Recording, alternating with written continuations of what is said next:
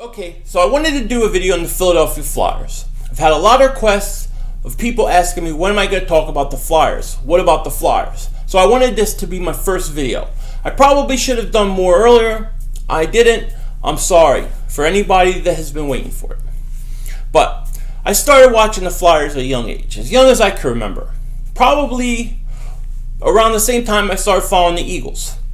I remember my favorite Flyer growing up was Ron Hextall. Ron Hextall, I remember he came in his rookie year after Pelle Lindbergh had died.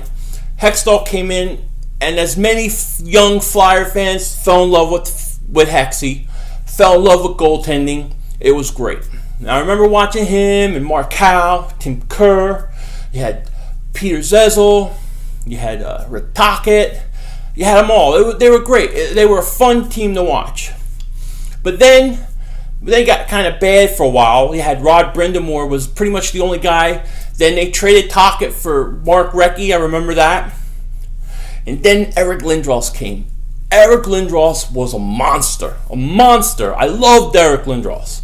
He was awesome. I watched every Flyer game. It was on Prism. I was watching it. If it was at a game I could go to, I was going to it.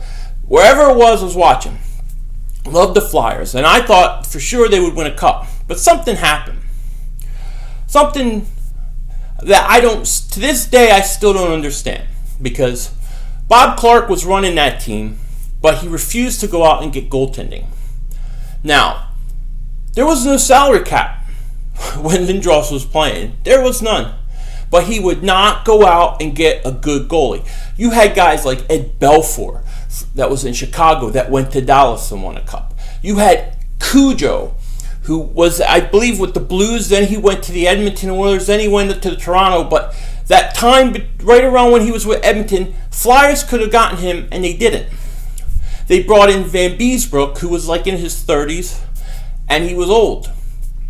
And for some reason, Bob Clarke didn't think they need goaltending. And it blew me away. To this day, I still don't understand. I remember screaming about getting Hobby Bullen. Get Hobby Bullen! They didn't get Hobby Bullen. Hobby Bullen goes to Tampa and beats them in the finals to go to the Cup. So I don't know what it was, why Clarke didn't want a goalie, but it was almost like he forgot he won 2 cups with Bernie Parent, a Hall of Fame goalie. And this goaltending problem has continued to plague the Flyers ever since. And I'm a firm believer that you need a goalie. You need a goalie to win. Okay, I remember, as long as I remember, a hot goalie in the playoffs means a lot. It beats a lot of deficiencies. I would say that in sports, the goaltender is probably the second most important position to the quarterback in football. So I remember they've been following Flyers ever since then. And then they had the cup in which they lost to Chicago, and they lost because of the goalie. Then the following year, they had complete mess in goalie. Then they tried to go out and bring in goalies. Brizgalov, who I couldn't stand, and I thought was a stupid, because I would never sign a goalie 31 years old, 32 years old, however old he was at the time. I knew that was a big mistake. And one thing with the Flyers also, especially with the fans, is they give the Flyers the easiest pass ever. No matter what the Flyers do, there's always an excuse. There's always people you have to fight, no matter what it is. No matter what it is. I remember Bob Clarke brought in Adam Oates for a playoff run in which he gave 3 first-round picks and a goalie prospect to Washington to have a guy for 1 playoff run. And they were all like, it's great, this is great. It wasn't great, it was horrible. And then when they had, the last few years with the Flyers especially has been frustrating for me. I like Hextall as a GM, I guess, but I feel the Flyers right now are always trying to play the rebuild, compete at the same time. They're trying to straddle a line I don't believe in straddling. I'm a firm believer. Do what you're going to do to the best of your ability. If you're about rebuilding and getting ready for the future, do it to the best you can. If you're about going to the Cup and making a run, then make the run.